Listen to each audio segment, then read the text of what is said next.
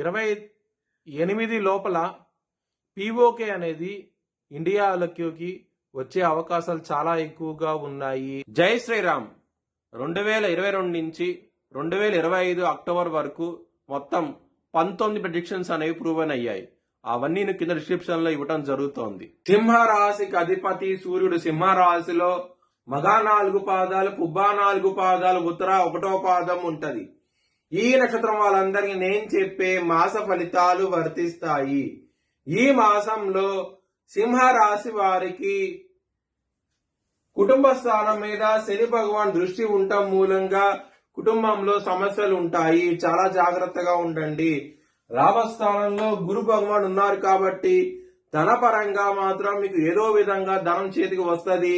చాలా చాలా ఆనందంగా అవుతూ ఉంటారు. లవర్స్ కి మాత్రం చాలా బాగుండబోతోంది. ఈ మాసం అనేది పంచమాధిపతి అయిన గురువు లాభస్థానంలో ఉండటం మూలంగా మంచి ఫలితాలు చూస్తారు. ఈ మాసం అనేది ఆరోగ్యపరంగా సమస్యలు ఉంటాయి. అష్టమ స్థానంలో శని భగవాన్ ఉన్నప్పుడు మరియు సూర్యుడు కూడా అష్టమ స్థానానికి వస్తారు 14వ తారీఖు నుంచి. ఇక్కడ సూర్యుడు కుంభరాశి నుంచి మీనరాశికి వస్తారు. అప్పుడు చాలా చాలా ఇబ్బందులు అవుతే ఉంటాయి. చాలా జాగ్రత్తగా ఉండండి. ఆరోగ్యపరంగా మాత్రం శత్రువుల పరంగా కూడాను ఇబ్బందులు అవుతే ఎక్కువగా ఉంటాయి. మాసంలో అవుతే కనుక కాల భైరవాష్టకాన్ని నారాయణ కవచం చదువుకోండి.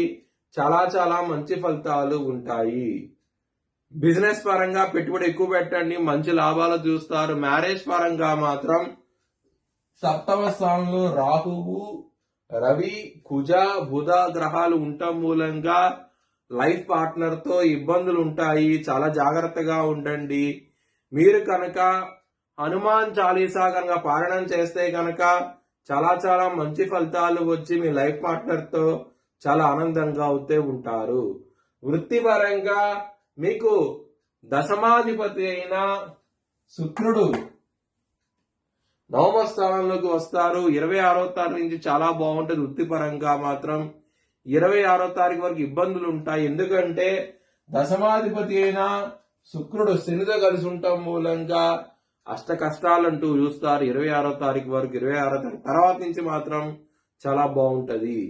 మీ భవిష్యత్ వివరాల కోసమై హెచ్చరిక తీశాలని సంప్రదించండి. Please like, share and subscribe my channel.